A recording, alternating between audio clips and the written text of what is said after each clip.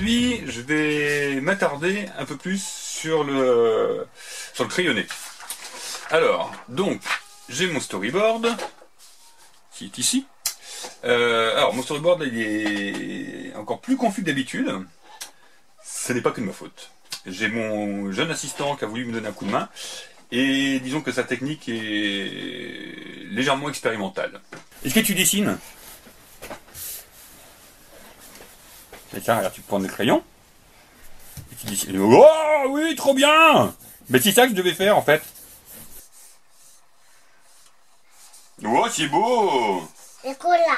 C'est quoi? Le go. La gomme. Voilà. Donc du coup, c'est pas très grave, parce que je m'y retrouve quand même, je comprends ce que j'ai dans chaque case. Donc là, j'avais déjà commencé à mettre des choses en place, donc là, toujours des choses de mon assistant. J'efface. Donc là, dans un premier temps, je n'appuie pas, je place grosso modo,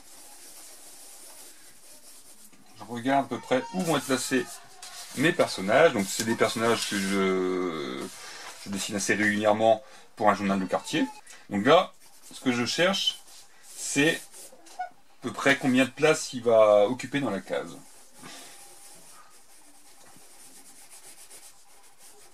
Toc, toc. Alors je vous dis pas ce que je dessine, ça sera au fur et à mesure que vous pourrez voir ce que ça va donner. Pour l'instant, j'avoue, hein, c'est assez confus, mais j'espère que ce sera moins confus à la fin.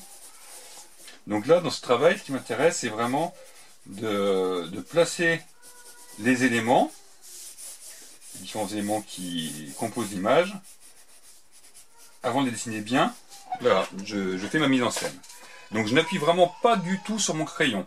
Là, c'est très important, je caresse la feuille avec mon crayon. Le souci, si on essaie de faire de la gravure avec son crayon, qu'on massacre la feuille, après quand on gomme, on va avoir des traces, etc. Donc il ne faut pas maltraiter la feuille. Il faut vraiment caresser la feuille avec son crayon et par couches successives, ajouter du carbone, enfin du crayon sur sa feuille. Là, je travaille d'après une thématique. Donc on m'a demandé de faire une bande dessinée en 2 strips qui va illustrer un journal de quartier. Et en fait, le thème de cet article va être le marché de ce quartier.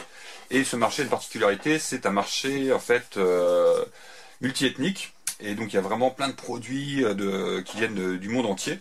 C'est un très chouette marché. Et donc il faut aborder ce sujet de diversité et de sympathie.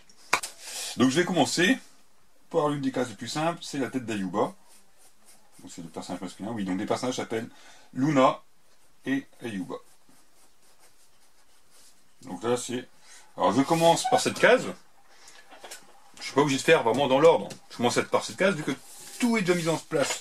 Donc je commence par cette case pour la simple raison que voilà, c'est un petit peu mon échauffement. Parce que cette case là est la plus facile. Il y a juste Ayuba qui sort de son... qui commence à sortir de son rêve.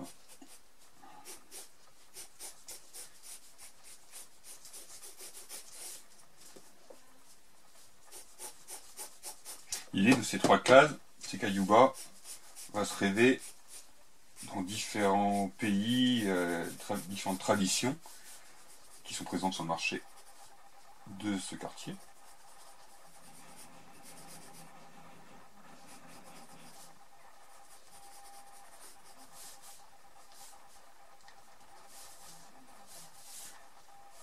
Donc vous voyez, je vais vraiment par couches successives et au fur et à mesure, on voit le dessin se mettre en place.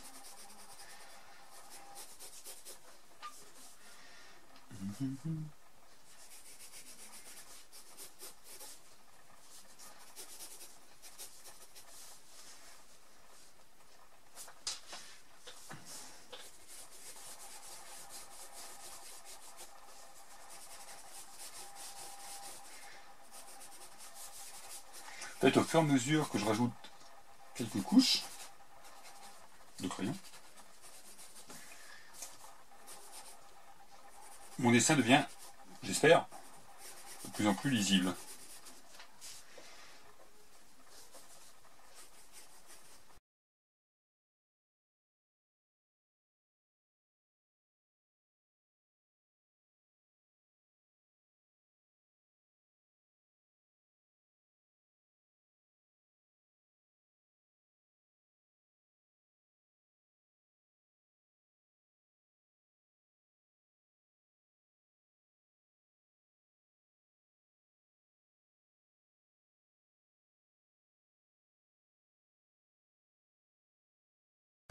comme vous pouvez le voir, j'ai bien avancé sur ma planche. Donc maintenant, il me reste principalement le crayonné de la dernière case. Et j'ai ma photo. C'est un jour de marché. Et donc je vais m'inspirer de cette photo pour donner un peu de crédibilité à ma scène. Donc comme ça, je vois les différentes personnes qu'il y a, les différentes tenues, les différents âges. Là, je m'inspire par exemple. J'ai une petite mamie qui va être au premier plan. Alors je trouve que c'est pas mal de prendre aussi d'augmentation pour ces scènes de food, etc. Comme ça permet de dessiner des gens, enfin, ou des types de personnes qu'on n'aurait pas forcément dessiné naturellement. On a toujours tendance à dessiner un peu les mêmes personnages. Alors que là, voilà, ça va permettre de varier un peu les morphologies, les looks des personnes.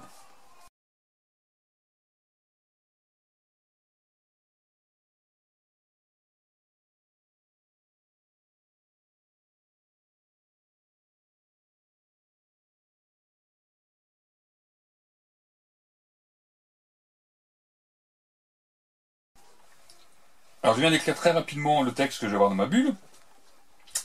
Alors, pour tracer la bulle, je vais tracer, bon là j'écris peut-être un peu gros, donc je vais tracer la bulle. Voilà, à peu près cette taille-là, pour que mon texte, bon le texte puisse rentrer dedans quand même. Faut pas que ce soit écrit trop petit ni trop gros, donc je pense que si je fais ma bulle de cette taille-là,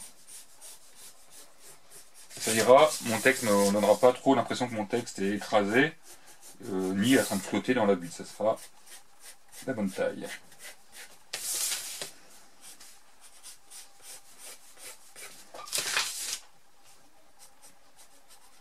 Voilà, donc là j'ai ma bulle qui est tracée. L'essentiel du crayonné est fait. Alors j'ai toujours maintenant mon petit visuel de ce marché. Donc là j'ai placé les gens, mais maintenant il faut que je fasse quand même des trucs qui fassent penser à un marché. Donc du coup, des parasols d'étal.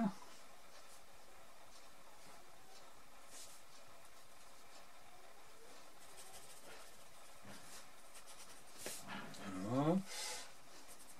Rien que ces parasols d'étal, on va tout de suite identifier que c'est un marché. J'espère.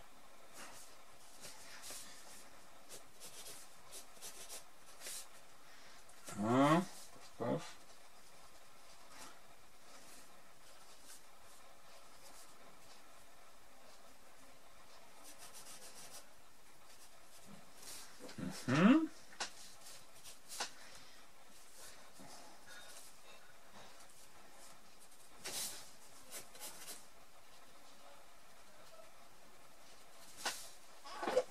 Plusieurs.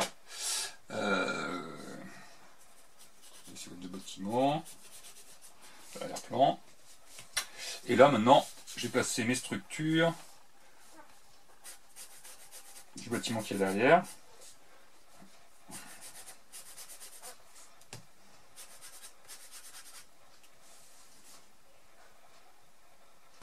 Pour l'essentiel, mon crayonné est maintenant terminé. J'aurai peut-être des petites choses à revoir dessus, des petits détails, etc. etc. Donc je vais pouvoir passer maintenant à l'ancrage. Et ça sera l'objet d'une prochaine vidéo. Donc merci de m'avoir suivi. Je vous souhaite une bonne journée et surtout, prenez soin de vous. Ciao, à bientôt.